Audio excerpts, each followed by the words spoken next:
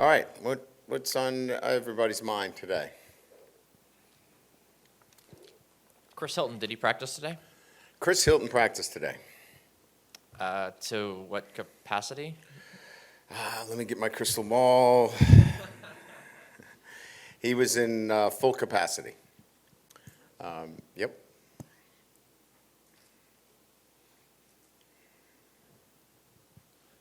We didn't see Jordan Allen on the trip to Fayetteville, and he was out on the availability. Yeah, report he's yesterday. dealing with a kind of a turf toe injury right now. So, those injuries, as you know, we're talking about, something that just is time, and especially at the safety position, the inability to play at the level that he needs to play at. And I also want to ask you, given Tyree Adams is out, who do you think is the sixth offensive lineman that would step in case one of the starters got hurt? Bo Bordelon would be the next guy, depending if it's a tackle or guard. If it's a guard, Paul Mubanga would go in. So it's really depending on what that position is. So it's kind of 6A, 6B, depending on what the situation is. Talk about Chris. Are you cautiously optimistic, reserving any kind of hope in that situation? Yeah, I mean, I think we probably are going to list him as I think we had him questionable, but he's made progress. This has been a slow process for us and him. We want to be. I think more than anything else, you don't bring a wide receiver back after this long out unless he's properly conditioned, because then you go pull a hamstring, right? It's not the leg anymore, and we're not concerned, and he's not concerned about the leg. This is much more about a conditioning element relative to soft tissue more than anything else. So, we think we're in a pretty good position here. Now this is just getting him, game ready. Watching their run game and Le'Veon Moss, what do you see in him? Some of the tape that I saw, the big plays, right, that we saw your defense susceptible to early in the year. What do you see in their run game, and how confident are you that you guys have shorn some of those things up? Yeah, I mean, this game is week to week, right? I mean, we're respectful of their offensive line. We think they've got a really good offensive line. They've got good schemes. The backs run hard. But we feel like what we do defensively is really sound and fundamental, and we just need to continue to be who we have been and not be susceptible to doing things like we did earlier in the year, which is not do our jobs, be 1/11th of the group. And I think that the guys have settled into, really more than anything else, trusting the guy next to him. Like, I don't have to do his job. That's not my job. And we had a lot of guys doing that earlier in the year where they were trying to do, well, I'll do his job too. You know what? That's not a good thing, because now you're leaving something open. So really good offensive line, really good running game. The back is sturdy and physical. We got to be who we are over the last few weeks, and if we do that, we feel like this is going to be a heck of a game. Hey, Coach, just hearing the music over the loudspeaker, because walking up to practice, just wondering, is that you guys kind of preparing for the crowd noise at A&M? And Yeah. Yeah. So how are you anticipating that challenge being for the team? And Yeah, you look, prepare? I mean, we've had it on the last couple of weeks. Part of it is, certainly the communication, but it's also about working within a tempo that, doesn't keep your offensive line in its a stance for 25 seconds. And I thought we got, we were probably a little less than effective in terms of snapping the ball on time. Our guys were in their stance a little too long. So this is more about, with the crowd noise, also operating in a quicker fashion too. So it's a little bit of both. Getting lined up, getting our motion quicker, all of those things with the noise. As you look at what Mike's doing over there, do you ever see any of that kind of come back to you on tape and, a little wink and a nod to something you may have taught him?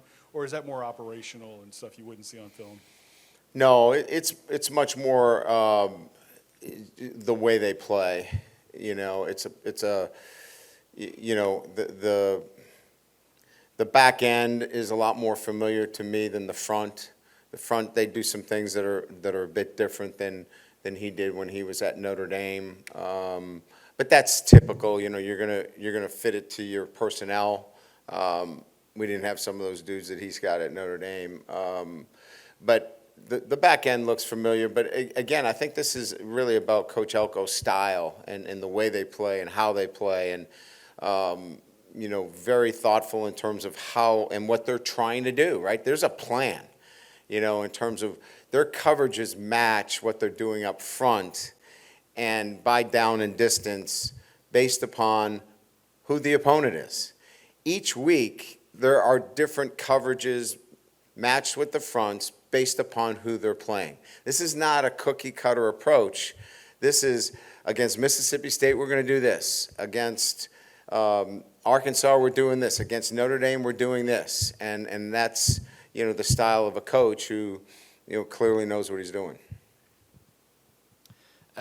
Coach, the Notre Dame game that they had back in week 1, how instructive was that in just sort of understanding ways that you can maybe manipulate their offense? Yeah. Those openers would be the same as, what's LSU look like in game 1 versus right now. It's very similar. They're a different team, really. They look different from game 1 to right now. So, I mean, you glean a couple of things here and there, but it's a body of work that you're looking for, and in particular, what do they look like the last few weeks? And, they were impressive against Missouri. Certainly even Mississippi State has improved dramatically from week 1 or week 2 maybe when they lost to Toledo to where they are now. So teams just get better. And so you kind of have a tendency to look towards the last few weeks to get a better read on teams.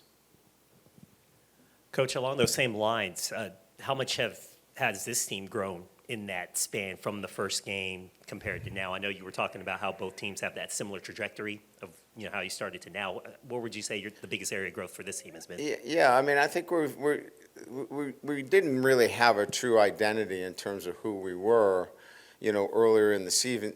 We've established much more of an identity, clearly on defense. We're creating, a difficult time for quarterbacks, with our edge presence. Both ends are playing really well. Our linebacker is extremely active. The tandem plays well together.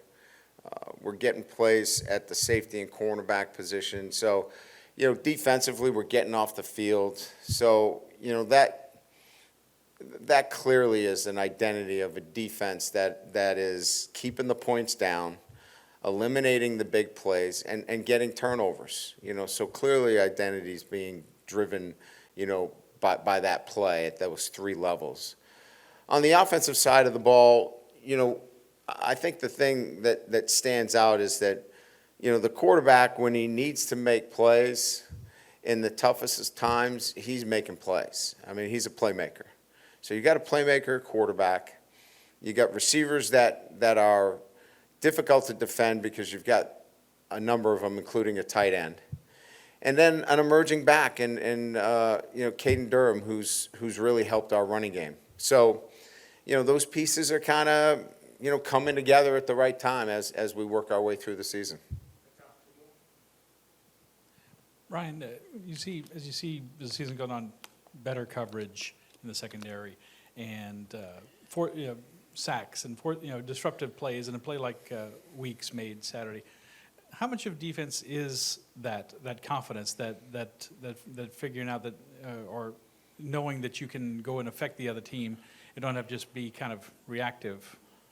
Yeah, so I think it starts with you got to make some plays first, and early on, we didn't make those plays, right? We came close to making them, but, we came up a little short in making those plays. And we got behind, and it became one of those situations where we had to make a play just to stay in the game.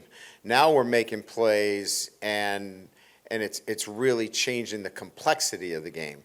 So I think confidence breeds itself when you start making plays, and those guys are playing with a lot of confidence because they've made a lot of plays recently, and it builds their confidence, and they play with a bit of a swagger now.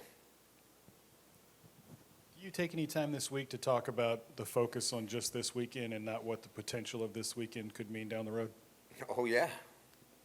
I just spent 10 minutes talking about it, I guess. You must have heard me. Was I loud? Yeah, I mean, you got to go to Texas A&M. You got to go into that stadium in front of 127 million fans, and you got to go take something from them. And they're not going to give it to you. You got to go take it. And that requires an incredible desire and a want to. And you don't want to sit around all next week when you don't have a game and have any regrets. So you got to lay it on the table. And what the great quote, come back bloodied or come back on your shield. I mean, you got to lay it on the line. And so this is one of those games. Good?